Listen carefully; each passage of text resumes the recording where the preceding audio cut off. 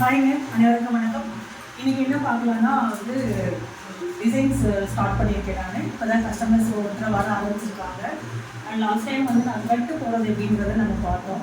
இன்றைக்கி பாபின் போகிறது அப்படின்றத பார்க்கலாம். அதுக்கு முன்னாடி கஸ்டமர் ப்ளவுஸ் கூட ஷேர் பண்ணிக்கிறேன். இது சாரீ,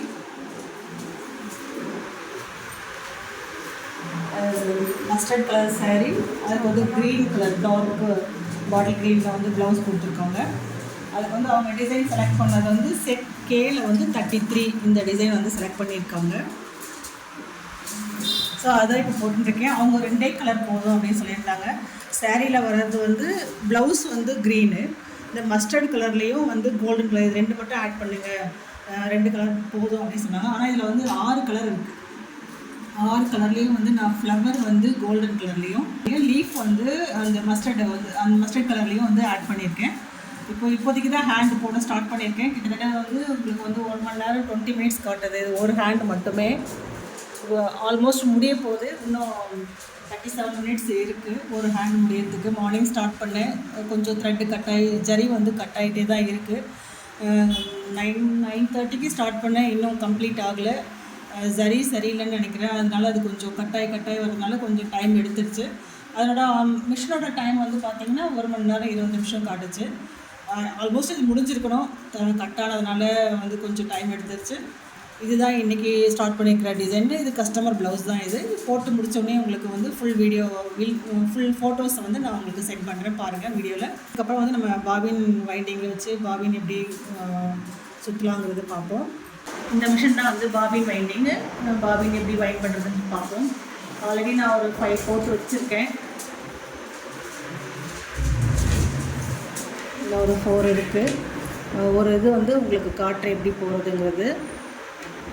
இது கொஞ்சம் டைட்டாக போடணும் அப்படிங்கிறதுனால பின்னாடி சின்னதாக ஒரு பேப்பர், பின்னாடி இது கொஞ்சம் டைட்டாக இருந்தால் தான் பாபின் டைட்டாக சுற்ற முடியுது. நூல் இல்லைன்னா லூஸ் ஆகிடுதுன்னா நமக்கு த்ரெட்டு கட்டாய் வரும். அது இல்லாமல் பாபின் மேலே தெரியும். அதனால் சின்னதாக ஒரு சின்ன பீஸ் மாதிரி வச்சுட்டு இதில் வச்சு டைட் பண்ணிக்கோங்க. டைட் பண்ணிவிட்டு அதில் அடுத்து த்ரெட்டு நம்ம போடுவோம். ஃபஸ்ட்டு இந்த ஹோல்ஸில்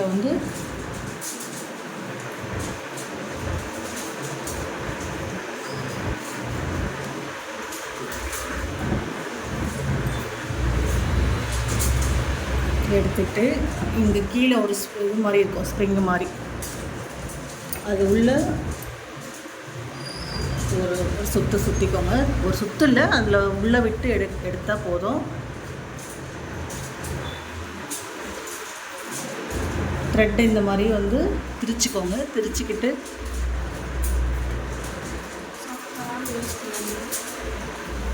இப்படி வெளியில் எடுத்துருங்க. வெளியில் எடுத்துட்டு இங்கே பாபின் கேஸ் இருக்கு இல்லைங்களா, அதில் நல்லா ஒரு 3-4 டைம்ஸ் நல்லா டைட்டாக சுற்றிக்கோங்க. டைட்டாக சுற்றிட்டு இதை கொஞ்சம் கட் பண்ணிவிடுங்க. இதுக்கடுத்து இப்படி மேலே பிடிச்சிக்கோங்க. பாபினுக்கு இந்த த்ரெட் தான் யூஸ் பண்ண சொல்லியிருக்காங்க.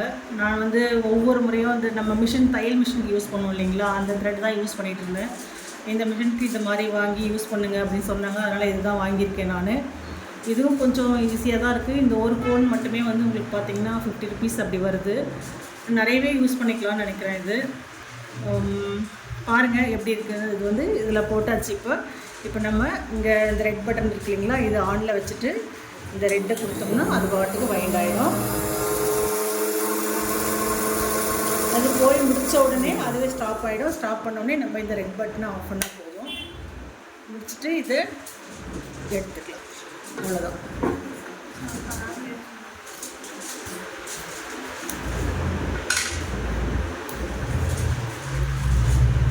அடுத்த இதுவும் உங்களுக்கு போட்டு காட்டுறேன். ஒரு சின்ன பீஸ் ஒன்று இதில் வச்சுட்டு இதில் வச்சு டைட் பண்ணிவிடுங்க. டைட் பண்ணிவிட்டு அதுக்கப்புறம் த்ரெட்டை 3 to 4 டைம்ஸ் நல்லா சுற்றி விட்டுடுங்க. சுற்றிட்டு டைட் ஆனதுக்கப்புறம் இப்படி ஹேண்டில் இந்த 2 ஹேண்ட் விரலில் இப்படி பிடிச்சிக்கோங்க. பிடிச்சிக்கிட்டு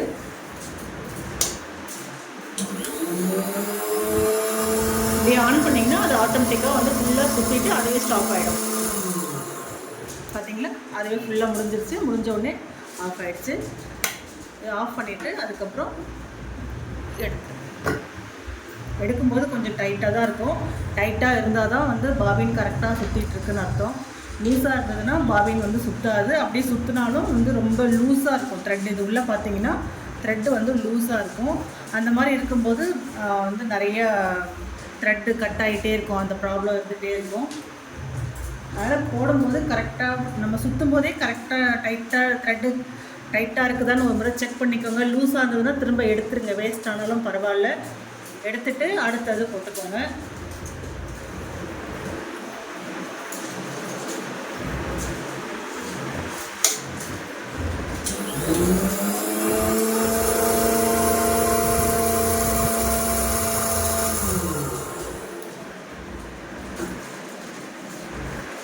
அது ஒவ்வொரு முறையும் எடுக்கும்போது அதை ஆஃப் பண்ணிவிட்டு எடுங்க.